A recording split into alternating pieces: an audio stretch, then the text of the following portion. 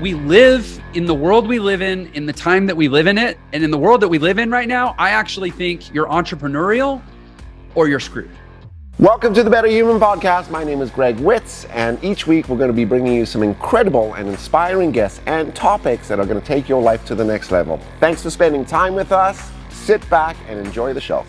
Jeff Lerner, welcome to the show, man. We're going to have an awesome conversation today. We're going to chat entrepreneurship, unlocking your potential, which coincidentally is also the title of your book, I understand. But man, we're going to listen to your story because it's a story of success. And I think maybe it's a little bit of a story of what it actually takes to build to get to where we need to go. So Jeff, welcome to the show.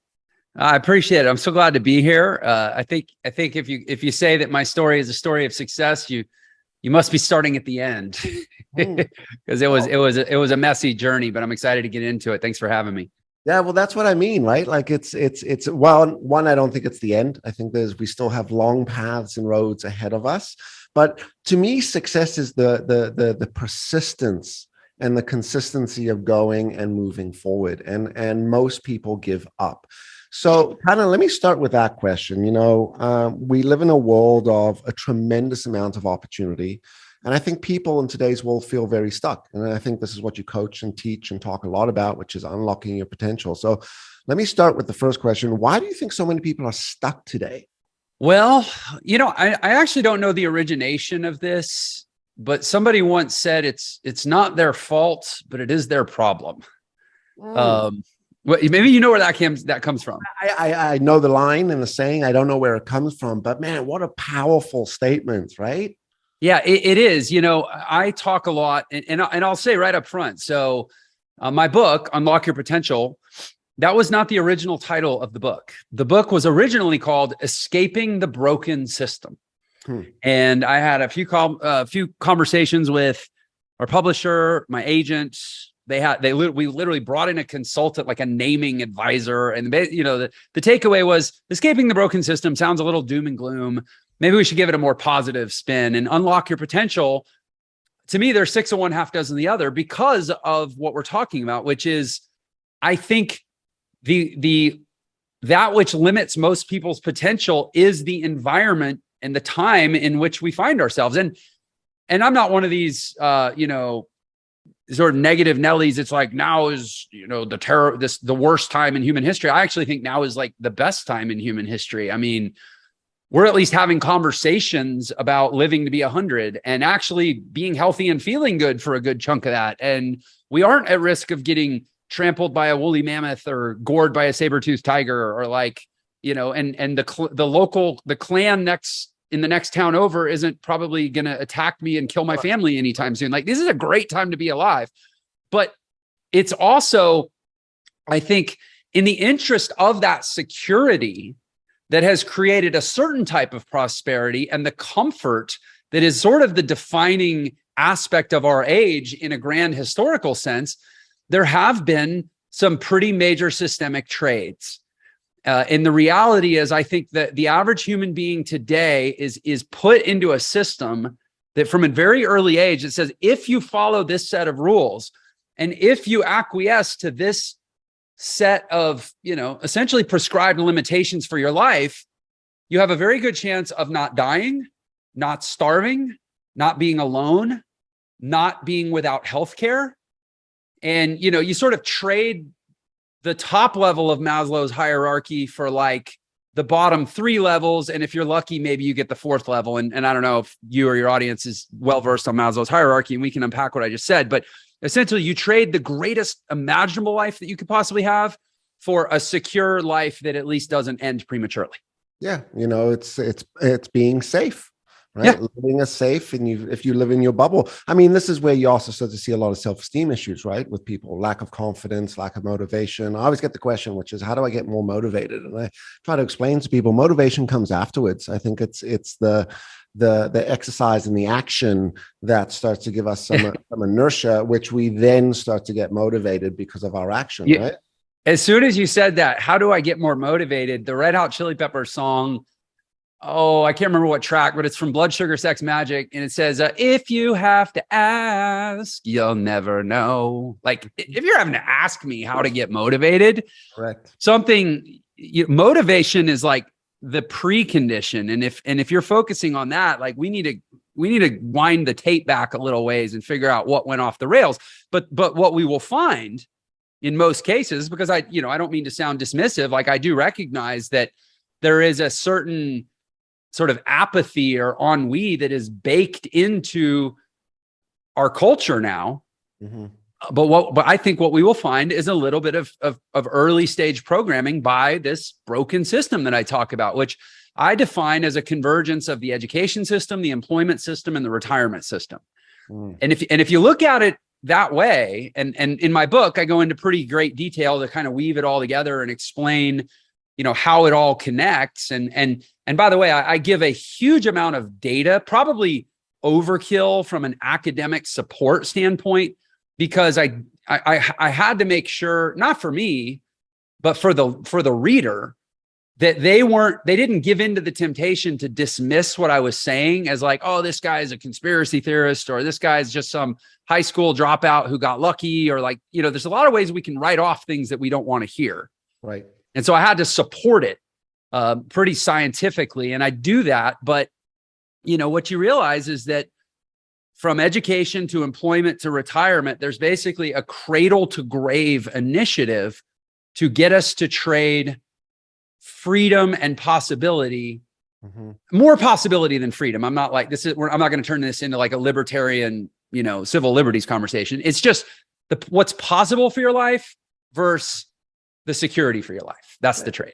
You're kind of talking cognitive dissonance, right? Which is, even though you present everything to the individual, they won't buy it. They won't accept it. They won't believe it because they've just been, as you said, stuck in the system. And I'm a high school dropout, right? I did not excel in school academically, sitting in the class, first ADD, being like, it did not work for me. But I'm an awesome learner. And, if I was to stay in that system in school, I would have come out thinking, or I did in a lot of cases, going, I'm just not good at learning, right? I can't absorb things, right? And then as sort of I started to experience the world, and today we live in this world of thought leadership and the access to knowledge. And I mean, you're one of the definitions of this. You run an amazing program for entrepreneurs to help them develop and get these tools. And it's talked about across platforms, which is what should kids be learning, right? Mm-hmm. Funny story. So my kids, my daughter is 8 and my son is 6. Anyway, we're chatting last night. I don't know how we got onto the topic, but she was like, "Can I have an allowance?" And I was like, "I'll give you a job," right? And she's like, "Well, what?" No, she said, "Can I get a bank card?" Right? And I'm like, okay, this is an awesome exercise right now. This is an opportunity to teach her about checkings and savings. Right. Really doing it in a literal sense. But then I'm like, all right, well, maybe we'll give you an allowance. And it clicked for me. I'm like, no, fuck that. We're going to give you a job, and I'm going to write a job description, and we're going to write a contract, and we're going to have real basic tasks and performance metrics and expectations. And I love it. We're going to measure it, et cetera. And this is what we're going to do. I'm going to do it with my son as well, because this is the stuff that we should be learning. So I love the fact that you're really sort of expressing the fact that, a lot of cases, if we're not careful about our environments, we are unable to, in quotations, become the potential that we're meant to be. Yeah, I love that you reference school, and I love that you are not a good student. I love that you are a dropout, because I also was not a great student, and I am also a dropout. And I think that, one of my favorite quotes, and I don't actually know if Einstein said it or if it's just typically quotes get attributed to Einstein when you don't know who said them, but let's assume it really was Einstein. And he said, a fish will spend its whole life thinking it's stupid if it's being judged on its ability to climb a tree. Mm-hmm. And I think that for a lot of people in the traditional education system at a young age, and there's kind of a chicken and egg, like, cause and effect question of like, and I think it's probably, parts of both to different degrees in different situations. But fundamentally, a lot of people in the traditional education system that are not excelling are basically deciding that they're not very smart. Correct. Because that's all the feedback they're getting is like, oh, we got to put you in the remedial class, and you're challenged, and we got to hold you back, and you're struggling, and you're not keeping up, and all the language And yet I think you and I, like, we're two guys that, again, based on our ability to climb a tree as fish, we were deemed not that smart, or not that motivated, or not that whatever. I don't know if it was judged as intellect or character or personality or motivation or drive or what, but it wasn't positive. But they were just measuring the wrong things. Correct. Right. And school, a lot of what I talk about both in the book and in general is that, we're basically working, or we basically come of age in an educational system that was imported, from Prussia, based on the 19th century Prussian education model. That's, that made a ton of sense in the early days of the Industrial Revolution, when we had to, tame these wild Homo sapien creatures that wanted to, like, roam around and, be agrarian or be hunters or whatever. And what we really needed them to do was, like, clock in and, start working when the bell rings and sit down when they're told. And we create an education model that's as much about compliance as it is about, knowledge, probably more. Mm-hmm. We might argue all those systems are about compliance, right? I actually want to share something with you. You might have heard this, but it's also interesting, which is many years ago, a teacher went into class, call it the 50s or 60s. It was actually an experiment they did. I tell the story in some of my classes that I run. Fast forward the story, teacher goes in, they give her a list. And they say, listen, here's a list of the students. Next to each student's name, we've given you a check mark or a little thing saying this is the smart student and these are the dumb students, right? Yeah. Fast forward that, what they did was they reversed it. They took students that were academically failing, labeled as sort of disruptors, problem kids, and they labeled them intelligent, academic, successful, or ones that are excelling, and they labeled them stupid, dumb. I know, not the most appropriate words for 2022, but that's what they said. And they wanted to see, would the teacher do something different? Would she teach them differently? So as the student put up their hand, she looked down at the list, saw smart student, started to say, tell me, child, what is your question? Beautiful, curious, inquisitive, intelligent, intellectual, boom. Same thing happened. Look down on the list. Problem child, right? No, put your hand down. And what they started to see was academically, there was a shift in how they were succeeding in school. And what it proved was a lot of what you're talking about now, which is not just our environment, but sort of how we are now treated and how we are now managing within that environment as well. Yeah. So it's interesting you reference that. And I'm going to be honest, I can't remember if I wrote about that in the book or not, but we teach about that at ENTRE quite a bit. It's called the Rosenthal Effect. Yes. And sometimes it's also called the Pygmalion Effect, from the Greek myth of Pygmalion, where a sculptor so loved his sculpted creation that was a statue of a marble statue of a woman. He so loved it that it came to life and became a beautiful woman, implying that the environment that you're in and the emotions of the environment that you're in, eventually you will become what's expected of you or what is felt about you. That's really what it is, a feeling. Whatever your environment feels about you is a sort of gravity that will pull you towards making it a reality, right? And I totally agree. I think if you think about, and I mean, this is really why I dropped out of high school. I would love to, I'd probably have a lot, I don't know, I could have like a different career as, maybe a more interesting person if I had been involved in gang violence or I sold drugs or I was, some sort of rebel or troubled youth. But actually, I just didn't like the way school felt. Yeah. That's why I dropped out. Because if you think about the energy in a school, schools are run by, and I don't paint everything with too broad a stroke. I mean, there are great teachers, but my experience, I actually, not to veer off in a tangent, but I have some friends that run a platform that connects teachers and parents, the parents that want to homeschool their kids and teachers that want to get out of the school systems. And so I can say that a lot of the most passionate teachers are just as fed up with the school system as we are. Yeah, and I'm glad you defined that, because this is there's a separation between the teacher and the system, and very much. And the teachers are like the least powerful people in the system. Correct. They're not making the rules. And they're subject to the rules, really almost no different than the students. I mean, they say no child left behind and it's all measured and graded.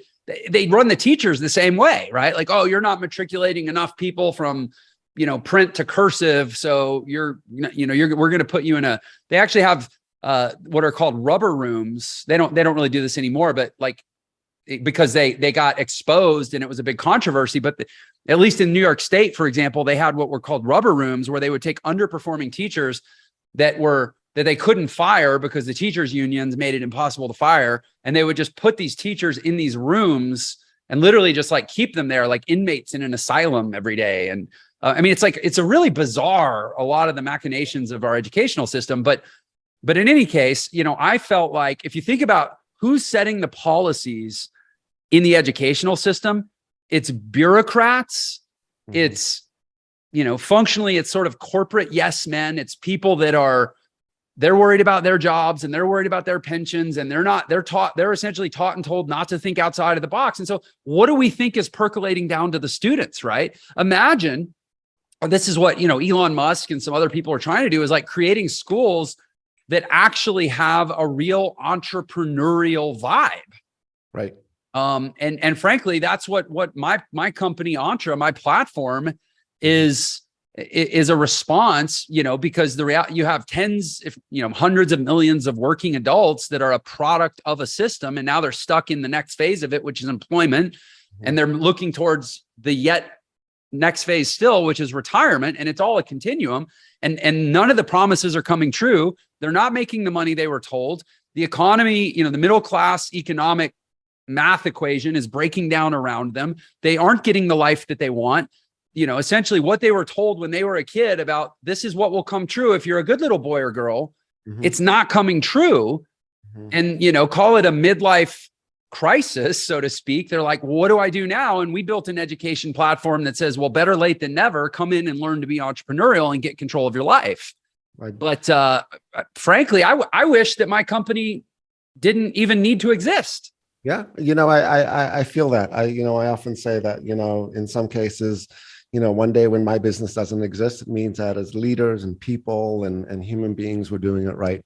But I was going to ask you that question. I mean, like you've built $100 million company. You've done it on pure sort of experience and exercise and keep just driving and pushing through. I mean, that's what your entire story is about. Was the passion and the motivation, the drive to open up this entrepreneurial school coming from how the school system failed? I would say you. Yeah. So I'll give you a little bit of context. I'm a big fan of Simon Sinek's work. Mm-hmm. He's the author of Start With Why, and he has I think second most viewed TED Talk ever. It was one of the top 5. And it's based on his book, Start With Why. And it goes through this sort of triad of how the brain works and how business and consumer behavior works, which is like why, how, and what, right? There's why we do things, there's how we do things, and there's what we actually do. And I'm a big believer, and it roughly correlates to the brain, the layers of the limbic brain, and then the neocortex is like the rational what part of the brain. And so it's funny, I was actually doing a training on this last night with some people in our mastermind group at ENTRE. I think the most powerful scenario for business and for life in general, and one of the things I love about entrepreneurship is that it sort of blurs that line between life and business. You kind of, who you are is what you do when you're an entrepreneur, assuming that it's linked to passion, right? And purpose.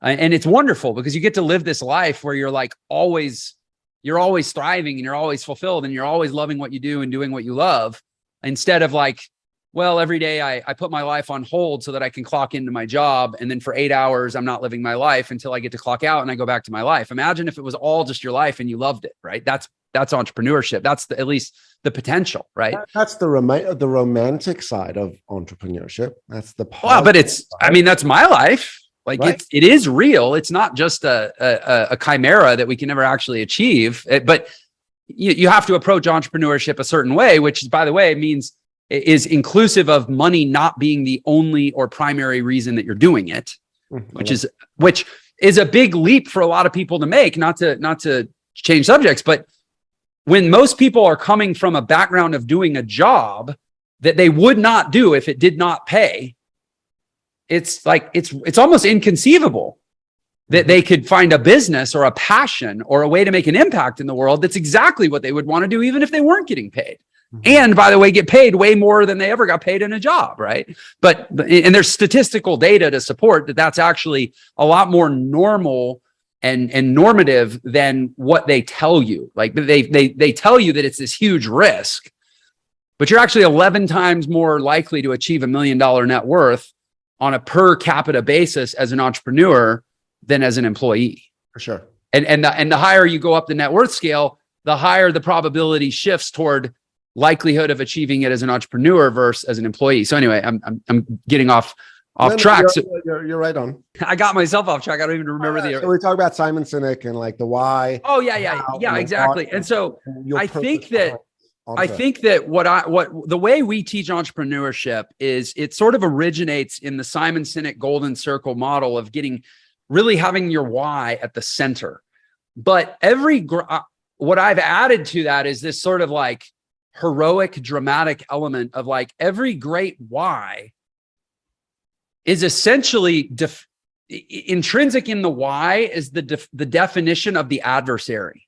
Mm-hmm. So if you think of like Simon Sinek's archetypal example in his Start With Why presentation, he uses Apple. Apple's like one of the most famous why-driven companies. And he says, our why, we believe in challenging the status quo. Right. Well, their belief statement, their why statement is actually naming the enemy, and the enemy is the status quo. Mm-hmm. Right. And so I think most of us do not see ourselves founding $1 trillion company. Like very few of us, I think, really believe yet that we are going to go start the next Apple. Mm-hmm. But that doesn't mean we can't learn from them. And if you look at the founders of Apple, Steve Jobs and Steve Wozniak, they themselves had been mistreated by the status quo. So that belief statement, that why statement, wasn't something they just came up with in the abstract and go, oh, well, this will make a good marketing hook. Mm-hmm. It was true to their core, to their essence, right? Mm-hmm. And I can say that for me, my nemesis, my why is I believe that human beings, the vast majority of human beings have an unrealized or currently locked up potential, mm-hmm. but the cage is this broken system.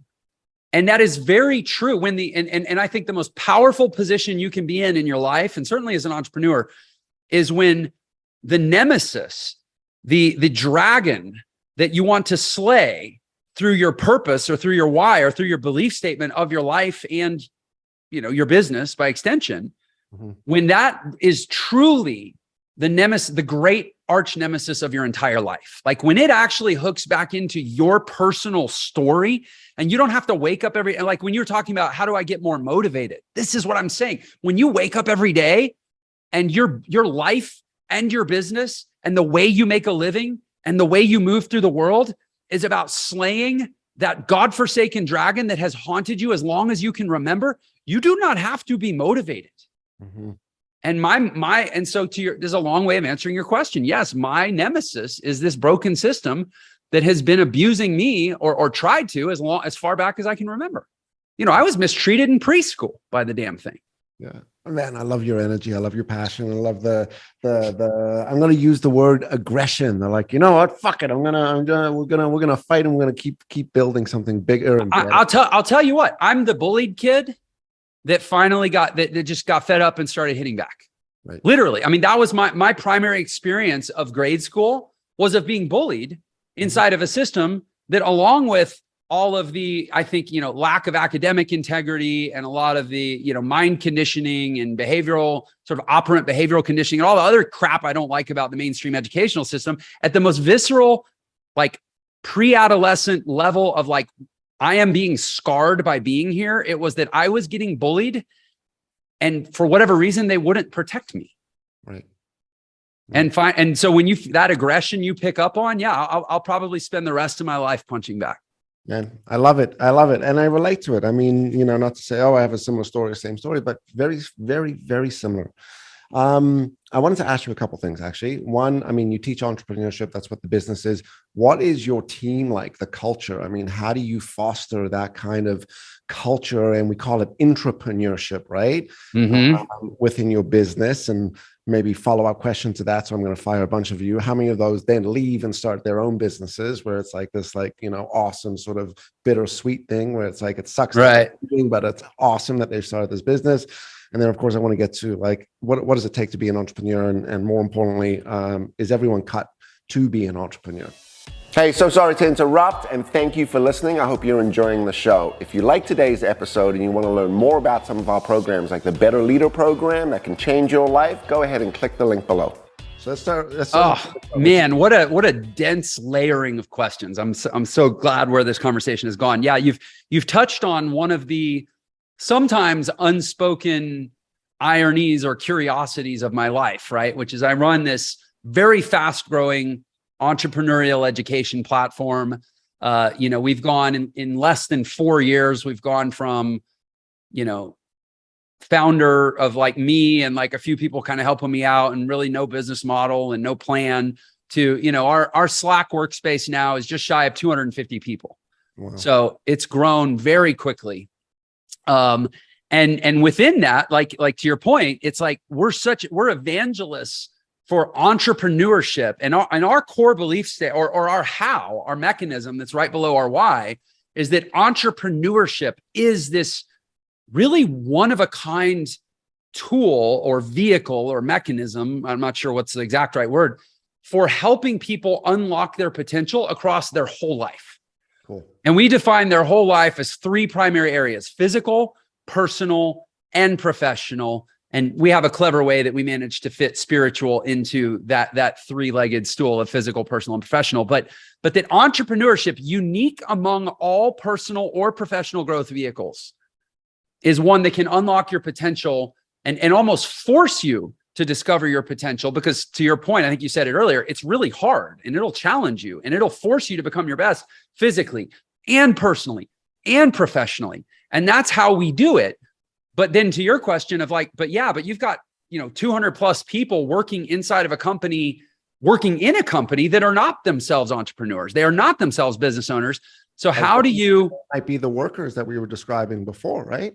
Well, but here's the thing. I think we've solved this in letter and in spirit. Cool. We literally went so far as to actually redefine the word entrepreneur. And and in the book, I spend a fair amount of time actually digging into the etymology of the word entrepreneur. And the most common use derives from a French economist, Jean-Baptiste Say, who used it, in terms of its economic function. But there's also sort of some apocryphal stories of entrepreneurship as like having to do with the production of musical theater in Paris in the 19th century. And it actually derives from, well, whatever. We don't need to spend, this could turn into a, phonology lesson about the word. I'm a word nerd, so forgive me. But this is how we define an entrepreneur at Entre. It is a purpose-driven person who lives a certain way that we call the Entre way. And the Entre way is a set of values that we believe are prescriptive to your best, most potential realizing quality of life. So it's a purpose-driven person who lives the Entre way, who takes ownership of their results in every area of life. And then this last piece is key, and expects compensation only in exchange for value created. So imagine having a company filled with employees who do not believe that showing up entitles them to money. Wow. It's funny that you just brought this up. In fact, no, I actually just watched one of your posts where you were talking about that, which is around compensation. So, okay. So first, that's probably another question. So I guess to sort of like cap off the answer, we all get to be entrepreneurs every day. And and even the way our compensation is structured is like, we all win together. We pay really, really well as long as we perform really, really well. Yeah. And if we don't, we don't. Profits and we actually have either, not to get into too much technicality, but we basically have profit sharing or achievable bonuses that are tied to profit that are realizable by every single person in the company in any role. It's good to hear because, in some cases, what you see in corporate is these bonuses are unattainable and they become a huge demotivator for people. Well, yeah. And understand, I'm the owner or one of the, I mean, I have a partner. There's two owners in the company and I get paid off profits too. Right. So it's literally tethered all the way through the organization. We're all aligned. We're all in the same boat, rowing in the same direction for the same reasons. Awesome. I would love to, chat a little more. It's not the topic because we'd be here for hours, but your onboarding, your training programs. I have a client, amazing organization. They're a $2 billion global organization. And the CEO, from the time I've known him, which is mid 2000s, has been running around and building and talking and teaching purpose-driven strategy. This is an organization. This is our purpose. This is what our strategy is tied to that purpose. And our strategy is built on a set of values. And it's gone so far that they've created something called the Purpose-Driven University, which every employee, team member can go through this training to discover their purpose and their values. And if their purpose and values are not aligned with the organization, they're then supported on how they exit to support that. It's incredible. I love that. Richard Branson says you should treat your employees, essentially take such good care of your employees that they could leave at any time, but treat them so well that they would never want to. I love that. Right. Like, again, I think we're just the tip of the iceberg, as the, and I don't want to, again, go down a rabbit hole, but as we really start to fundamentally rethink capitalism and sort of there's a movement afoot to reconsider, stakeholder versus shareholder capitalism. And then it's not all about squeezing out as much short-term profit as possible at every given moment in time. Like this, business operations by quarterly profit metrics unfortunately has threatened the very foundations of capitalism, and at the very least has tarnished the reputation of capitalism. But that's just one particular type of capitalism called shareholder capitalism. But if you rethink it as stakeholder, where everybody wins together, it's part of a bigger philosophical reorientation of the world that I believe is actually why entrepreneurship matters so much. I agree. I think it's part of what it can do for each of us, but it's also what it does for all of us. It's a lot of stewardship, right? We love that word and we use it a lot. What you're also talking about is community, right? And I think that's what business really is. And I talk a lot about this in specifically with leaders, which is you recognize, remove the business and the logo. It's a group, it's a community. And what we do to foster those relationships, connection, what we do to set for success, what we do to move as a team, that wonderful old saying, you're only as good as your weakest link. It's very true, right? Yeah. No, I wanted to ask you got any stories of like team members that were in your company and they just excelled and they took off and built another business and now they're succeeding entrepreneurs? Well, what's interesting actually is we have, and we're only, in terms of our growth, I mean, so let's say we have, over 200 person headcount, and some of those people are in our workspace, they're vendors or, independent consultants or whatever, but let's say we have, close to a 200 person full-time headcount, right? I would say 150 of them have been hired in the last 18 months. Okay. So I think part of my answer is we actually haven't had enough time yet for that to happen. But here's what's happened a lot. And I think this is super interesting is because of our own lean approach to growth, we, especially in the earlier days, we didn't just go out and like headhunt and bring in like, hey, let's bring in this, $250K a year base executive from a bigger company. Cause like, we're not a funded company. We're bootstrapped. I started this whole thing on a credit card with a $20,000 limit just to prove that I could, right? Cause I didn't want to be out there in the market saying, hey, entrepreneurship is doable by anyone. And it's a game that's winnable by anyone. But, I built my company with $20 million in VC funding. I wanted to be the best student. In fact, my original email signature, instead of signing it CEO or founder, I signed it valedictorian. I just wanted to be the best student of what we teach. Right. Awesome. And so, to that point, like when we were like, okay, we're in hyper growth mode. we need to level up, we need to learn a new thing, we would go out and we would find a consultant. And I mean, at one point we hired somebody to help us do an EOS implementation, right? Because my partner and I, like, we're internet marketers. We're like, we've never run a company with 100 people. We need some structure here, right? And we hired a guy to help us do we found one of the best EOS implementers on the internet, very successful consultant, $500 an hour to come in and teach you part-time. And this is one example. This has probably happened 20 times where we went out and found someone who was themselves an entrepreneur and hired them for fractional or part-time or consultative services. And they fell so in love with what we're doing that the relationship just got deeper and deeper. And then it went like, hey, instead of paying you by the hour, maybe we could just retain you for fractional services. And hey, and then they said, of all my clients, you guys are the ones I find myself spending more time on, and I'm actually starting to neglect my other clients. Is there any way I could do more work for you? And then we're like, yeah, come on. And eventually, next thing we know, like 6 months later, he's our full-time CFO. Right. And so we've had that happen again, probably close to 24 times where we had entrepreneurs. I mean, people that were diehard, fundamental entrepreneurs, love what we're doing so much and love the culture that they actually set aside their entrepreneurship and decided to hitch their wagon to us and say, let's build this together, because as measured by impact, I can make a bigger impact here than I was as a solopreneur. Amazing. Yeah. You mentioned the word culture, and I tell people this a lot. Culture is an outcome of actions and behaviors. Right? You want to see what a culture is? It's not like a warm, fuzzy thing. It's like, wow, you know what? This is what people are doing. People are joining. This is how we're acting. This is how we're behaving. This is how we're living, which is so important.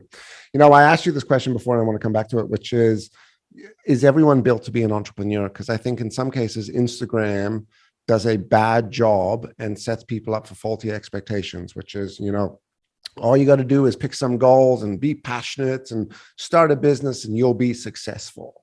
So can everyone be an entrepreneur? Should everyone be an entrepreneur? Yeah. I mean, first of all, never take advice. And this is as somebody that runs a lot of ads on Instagram and Facebook and YouTube and other such platforms.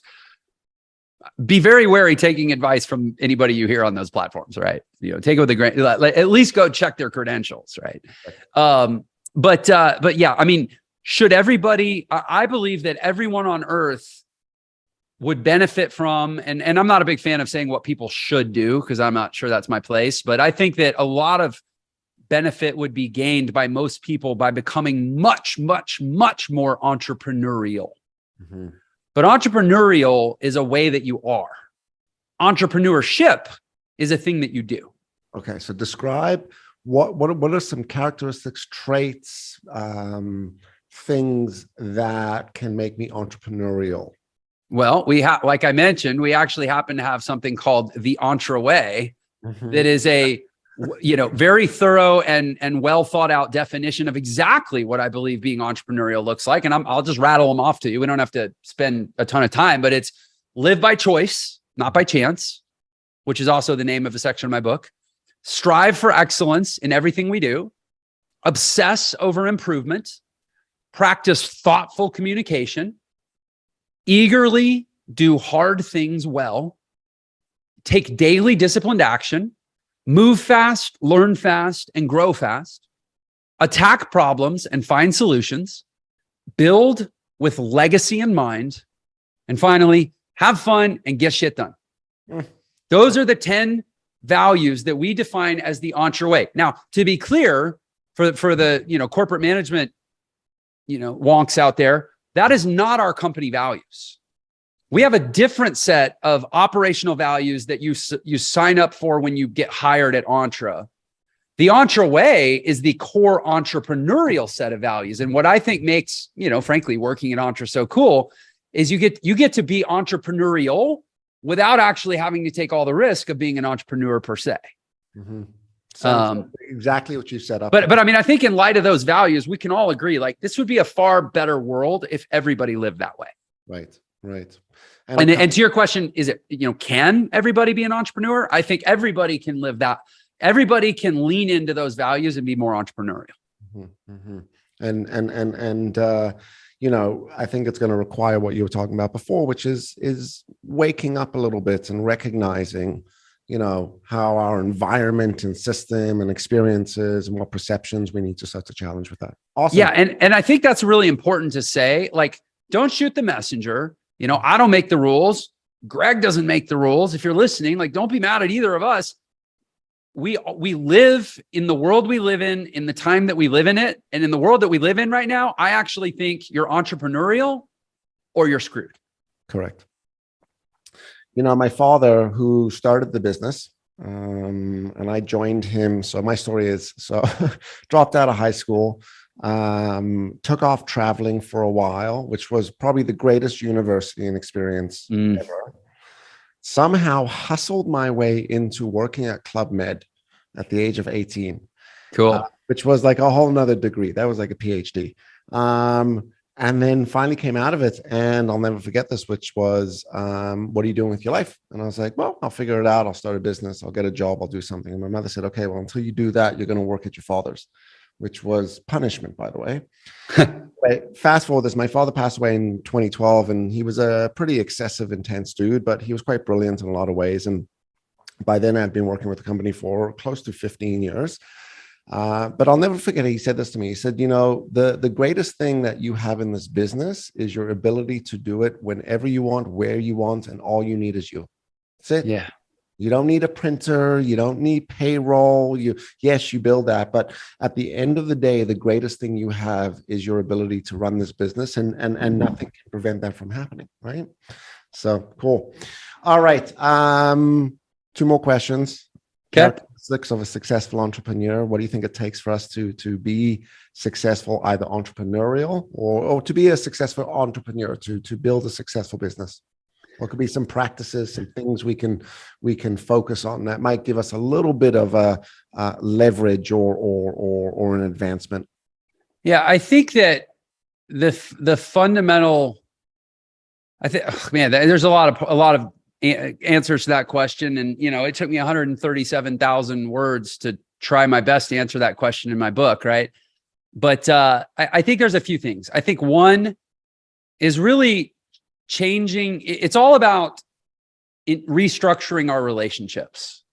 And I think that there are 3 relationships that we would fundamentally want to restructure to be as great as possible at entrepreneurship. And also, I think, and I think they have the added benefit of just giving you a more fulfilling life. One is environmental restructuring, which is largely about personal relationships.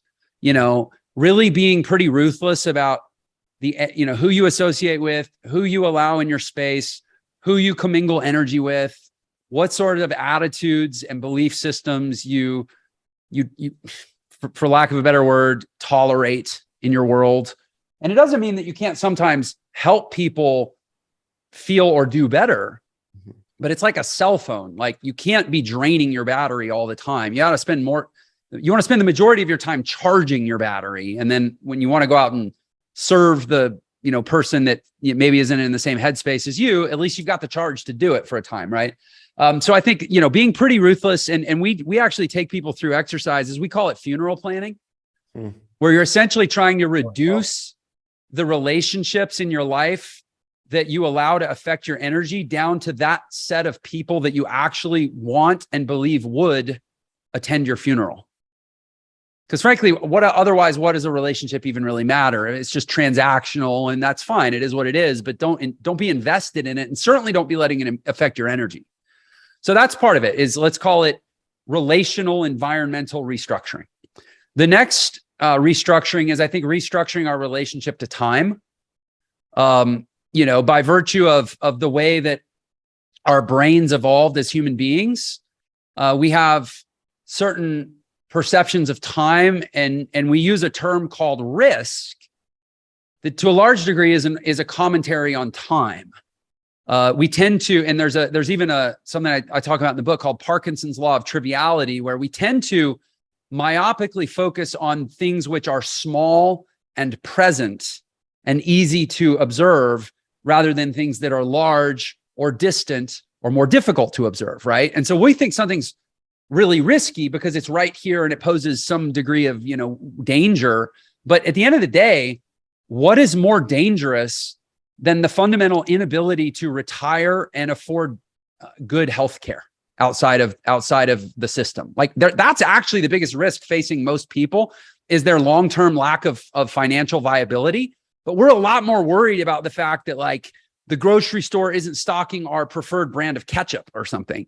And so, I think changing our perception of, basically it's conditioning ourselves to think in longer and longer time horizons and play longer and longer games, which goes against our historical and evolutionary biological survival focus, where for most of human history, you had to worry a great deal about whatever was right around the corner in the next 5 seconds, because that's probably what was going to kill you.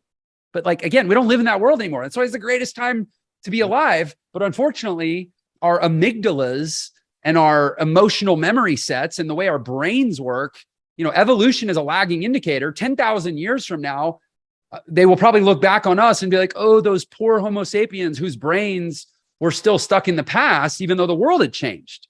So in the absence of letting evolution do it for us, we have to set the intention to change at least the parts of our neurology and the parts of our, there's a great statement. Don't believe everything you think. Right. And we got to discipline ourselves. Right. And that's changing our perspective around time and risk. And then finally, changing our relationship with comfort. When you start to recognize comfort as the cancerous, soporific drug that it is. And, that's why one of our entrepreneurial values is that we eagerly do hard things well. It doesn't just say we do hard things. We actually eagerly do hard things. We're excited because we recognize that, you're either growing or you're dying. And in the absence of stress and adaptive stress, there is no growth, which means comfort is a slow march toward death and decay. And not only that, but we eagerly do them well, which means we stay at them long enough to become proficient. And that's how you separate yourself from the herd, because, the overarching premise upon which I operate, and again, don't shoot the messenger, is that most people don't have very great lives. Right. And if you want a great life, and I think it's reasonable to want a great life, I think it's fair to want a great life. And I think we're all, inalienably endowed with the right to pursue a great life. You're going to have to be exceptional, which means you're going to have to eagerly do hard things well among these other relationship re-engineering tasks as well. It's hard stuff, but what else are we going to do? Watch TV and die? Like Netflix, get busy. Yeah, Netflix and chill. Yeah, and make more babies that Netflix and chill. Man, we gotta have a follow-up episode to this and just have that conversation by itself. Love what you said. I'm going to paraphrase it. Be ruthless and super fucking selfish when it comes down to the energy people take from you. Be aware of those relationships, that environment, right? Because you are the only person that can control that. And in a lot of cases, like bubblegum, we get these relationships stuck to our shoe on a hot day. And as we walk down, it just becomes messier and stickier and awful, right? Scrape the bubblegum off. 2, time. Time is our friend, and big, hairy, audacious goals, big risks, right? Go for shoot the stars, hit the moon kind of thing. And 3rd, step off your carpet. I teach this a lot, right? We all live in a carpet, and if you're not careful, that carpet is small. And sometimes what we got to do is if we look at our carpet, it's our carpet of comfort, and our carpet doesn't get bigger. Our confidence doesn't grow. We don't expand ourselves until we start to step off that carpet. And as we do, the carpet gets bigger and bigger and bigger, but we have to keep stepping off the carpet. Love it, man. Love it. You might have already answered this, but it's our signature question. We got to ask it. What do you think we all need to do to be better humans tomorrow? Find something to live for that is bigger than ourselves and bigger than our families. Love that. Love that.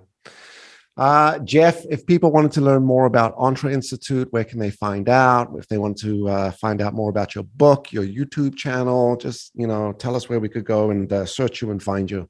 No, I appreciate that. As far as, if somebody wants to read the book, I forget the exact stat, but it's, you and I both know less than 10% of people that buy books actually read them.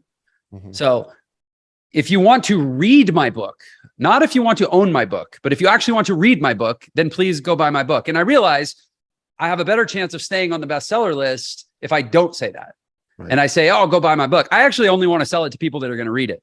If that's you, jefflernerbook.com. You can actually buy a book that you can then actually read. If you just, or in addition to, or separate from that, if you want to like learn more about what I teach and what I'm all about, and, you know, call it try before you buy, you know, free samples, go to my YouTube channel. I have like 800 free videos. Some of them are 60 seconds. Some of them are 60 minutes.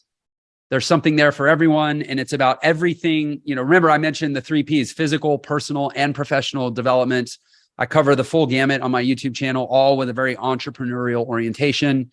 You know, consume as much as you want. My intention there was to build a YouTube channel that in practical, real world value could help somebody increase their income and fulfillment more than a Harvard MBA without having to spend a dime. So go see if you think I pulled that off. And then, you know, from there, if you like what you see, maybe you'll want to join Entre. We'd love to have you. Amazing. Amazing.